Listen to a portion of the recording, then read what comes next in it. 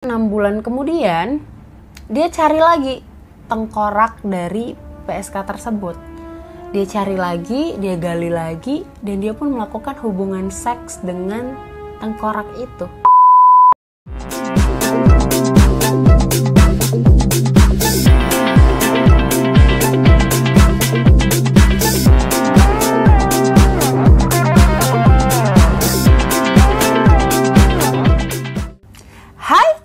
Assalamualaikum warahmatullahi wabarakatuh. Jumpa lagi sama aku Teni Amelia Putri di Teni TP TV.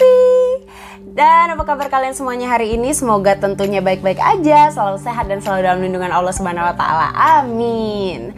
Oke cuy, kali ini aku bakalan kembali mengajak kalian untuk masuk ke segmen termuram Teni ngobrolin mistis, unik dan seram. Dan kali ini kita bakalan ngebahas seseorang yang benar-benar sadis banget, dan kasusnya ini benar-benar unik ya, benar-benar aneh banget, dan jangan sampai kalian tuh terlewatkan gitu. Tapi sekarang tuh aku lagi agak kepikiran nih cuy, kenapa namanya itu Joe Metheny. Joe Metheny, ada Teny-Teny-nya gitu ya.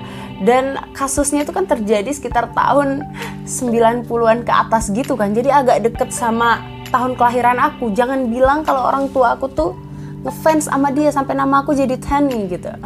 Oke lah, daripada aku mengadi-ngadi terus ya, lebih baik langsung aja kita ke segmen termuram Teny ngobrolin mistis, unik dan seram.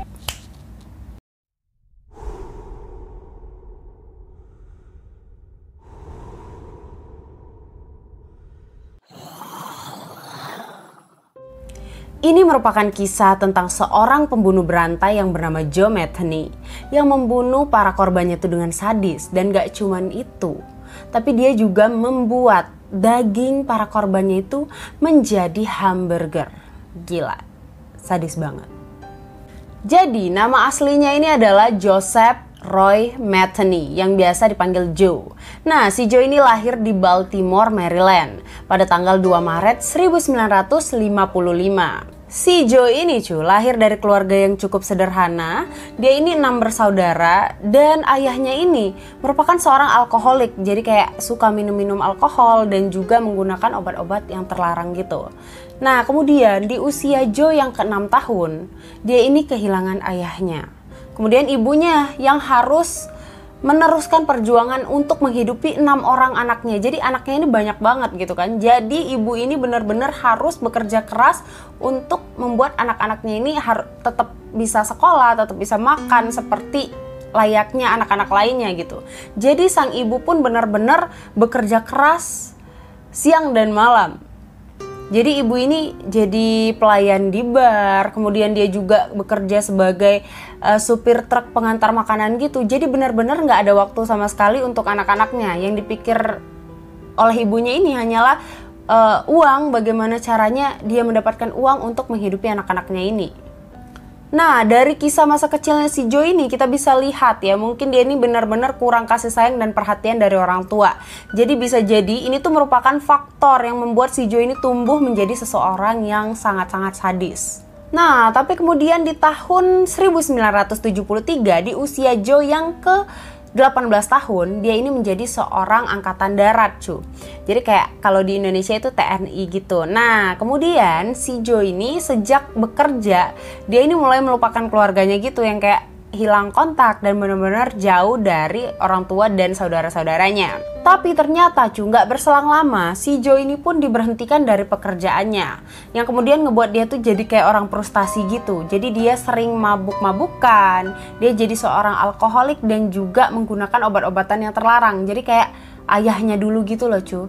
Nah, tapi kemudian si Joe ini pun menikah dengan seseorang wanita ya, yang sebenarnya juga seorang pemabuk dan juga sering menggunakan obat-obatan terlarang gitu. Setelah menikah, si Joe ini punya anak, dan kemudian Joe ini memiliki pekerjaan sebenarnya. Dia bekerja sebagai seorang supir ekspedisi gitu. Jadi dia seringkali pergi meninggalkan rumahnya yang kayak dalam beberapa hari gitu, yang namanya dia juga nyupir gitu kan, nganterin barang kemana-mana.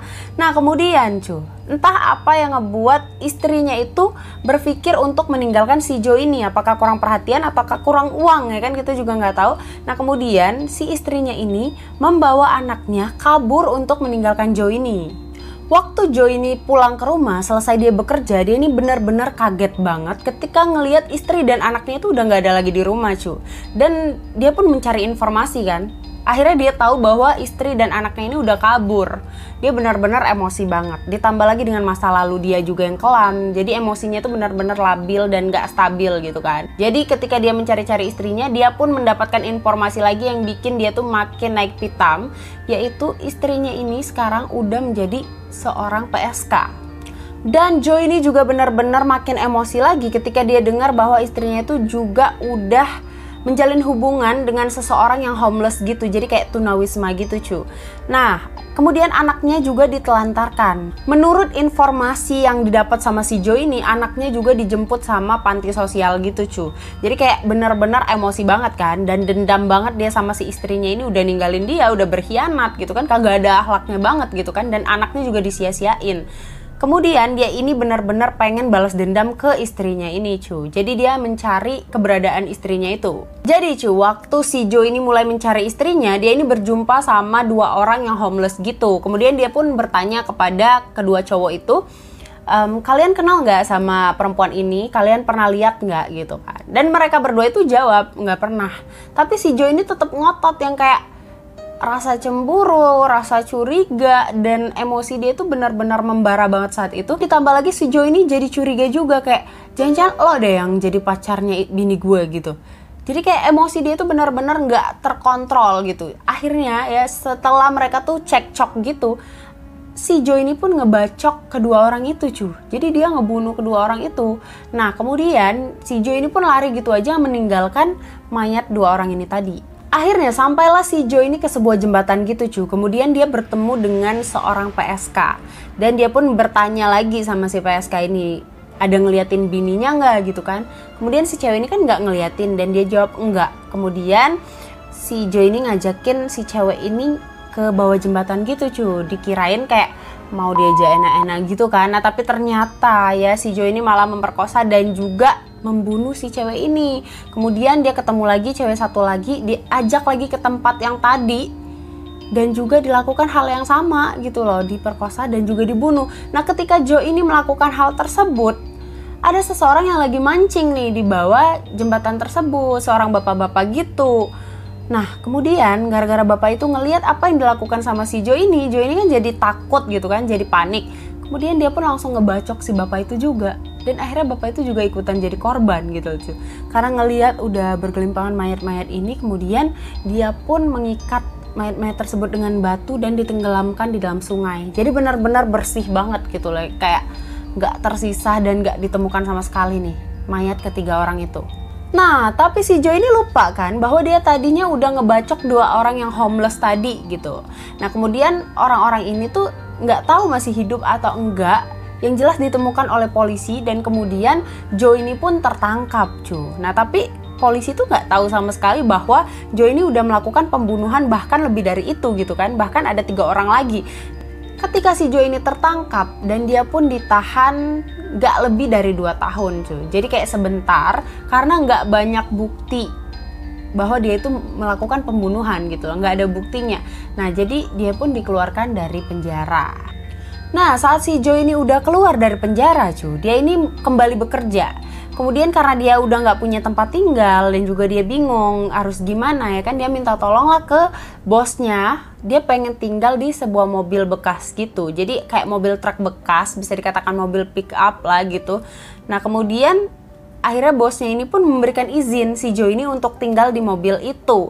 Dan mobil itu tuh letaknya kayak di sudut banget gitu loh, cu. Jadi benar-benar nggak ada tetangga. Jadi kayak dia itu benar-benar sendirian tinggal di sana. Bahkan cu, setelah si Joe ini keluar dari penjara, bukannya dia ini jadi tobat, tapi malah makin menjadi-jadi ya. Dia ini jadi kayak punya ketertarikan sendiri, jadi kayak punya kepuasan tersendiri. Dia ngebunuh orang tapi nggak ketahuan gitu kan. Jadi dia tuh mulai melangsungkan aksi-aksi bejatnya ini yang benar-benar kejam banget, cu.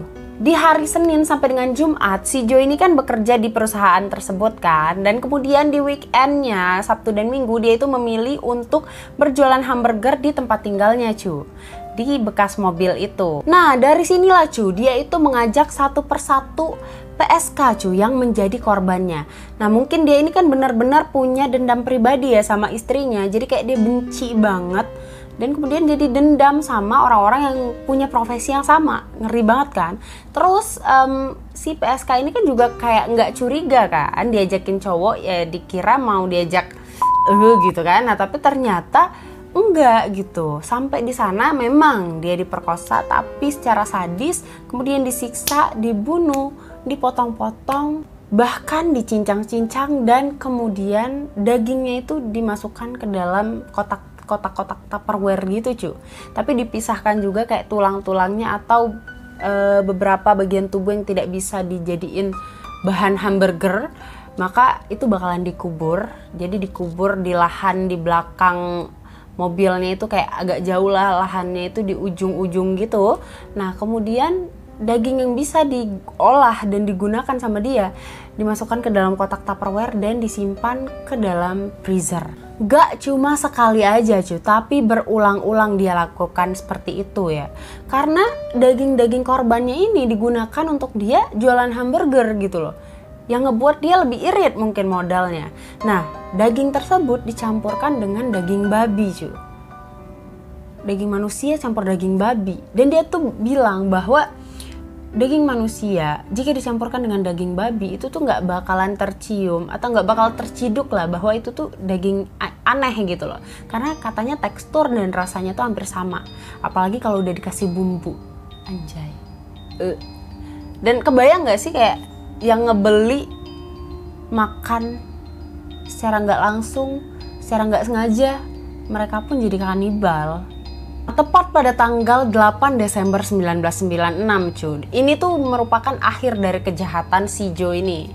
Kemudian dia menculik seorang perempuan yang bernama Rita Kemper. Nah Rita ini tuh agak pinter gitu loh. Ketika dia udah diculik sama Jo ini, dia tuh mulai disiksa sama Jo ini kan. Kemudian dia tuh dijedotin gitu kepalanya ke tembok gitu, gedepak gitu. Waktu dia dijedotin, si Rita ini pun pura-pura pingsan cuy. Jadi si Jo ini udah mulai lengah dong. Mungkin dia udah mengumpulkan pisau atau mungkin sedang ngambil kotak Tupperware. Nah, terus si Rita ini ketika si Jo ini sempat lengah gitu kan, dia pun kabur cuy. Dia berhasil kabur dan pergi dari tempat itu gitu. Dan belum ajalnya juga si Rita Kemper ini kan.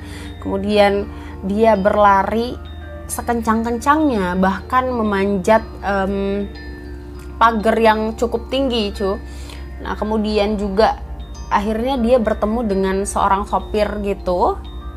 Dan dia pun meminta tumpangan untuk melapor ke polisi gitu. Akhirnya di sebuah pom bensin bertemulah dengan polisi dan dia pun menceritakan semuanya. Nah tapi di sisi lain si Jo yang masih di rumah ya, ternyata udah santai aja gitu. Dan dia tahu bahwa aduh kayaknya cewek ini bakalan ngelapor deh apa yang gue lakuin gitu kan. Nah akhirnya si Jo ini udah yang kayak santai aja, dia tinggal menunggu polisi bakalan datang ngejemput dia. Jadi dia tuh udah benar-benar pasrah gitu. Dan ketika polisi udah sampai nih di lokasi tempat tinggal si Jo ini, benar-benar terkejut lah saat melihat semuanya gitu. Bahwa nggak cuma kejahatan dia sama si Rita Kemper ini aja, tapi dia juga menyimpan banyak mayat-mayat yang udah dicincang-cincang di dalam kotak-kotak Tupperware yang ada di dalam freezernya. Dan menurut pengakuan si Jo ini, dan dia tuh benar-benar komparatif gitu, yang kayak dia benar-benar menceritakan semua kesalahan dia. Bahkan ada salah satu kesalahan yang benar-benar mengerikan banget, bikin aku merinding juga, nih orang benar-benar udah gila banget. Nah jadi ada seseorang PSK yang dia bunuh gitu. Kemudian 6 bulan kemudian dia cari lagi tengkorak dari PSK tersebut. Dia cari lagi, dia gali lagi, dan dia pun melakukan hubungan seks dengan tengkorak itu.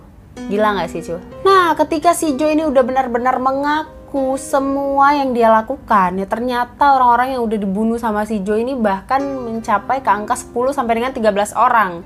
Bayangin aja cuy. Dan daging-daging mereka itu dibuatnya jadi hamburger dicampur dengan bumbu dan juga daging babi yang kemudian dijual di masyarakat sekitar. Nah, karena udah benar-benar terbukti bersalah, si Joe ini pun akhirnya dijatuhin hukuman mati, Ju. Tapi pada tahun 1998 ya, si Joe ini pun mendapatkan pembelaan gitu karena lagi gencar-gencarnya di Amerika tuh yang kayak membela hak asasi manusia, yang kemudian si Joe ini pun lolos dari hukuman mati, diganti jadi hukuman seumur hidup. Sebenarnya udah lah ya, hukuman mati aja gitu kan, orang udah sekejam itu, tapi ya dia masih belum ajalnya kali ya. Dan kemudian si Joe ini pun menua dan akhirnya juga tetap mati di penjara di tahun 2017 lalu. Nah cu, dari kisah nyata seorang Joseph Metheny ini ya, kita bisa mengambil kesimpulan, kita bisa mengambil pembelajaran gitu kan. Jadi jangan mudah percaya sama orang, jangan mudah ikut orang kemana-mana, apalagi kalau kita baru kenal gitu kan. Kita nggak tahu apa yang akan dilakukan orang tersebut kepada kita.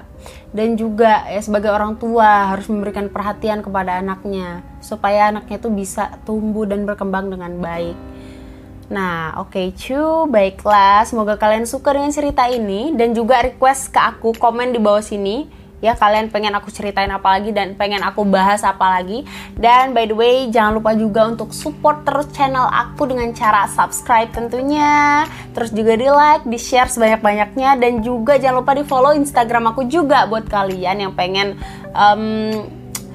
request, ya bisa langsung DM juga ke Instagram aku. Oke cu, terima kasih banyak buat yang udah nonton sampai habis, dan assalamualaikum warahmatullahi wabarakatuh.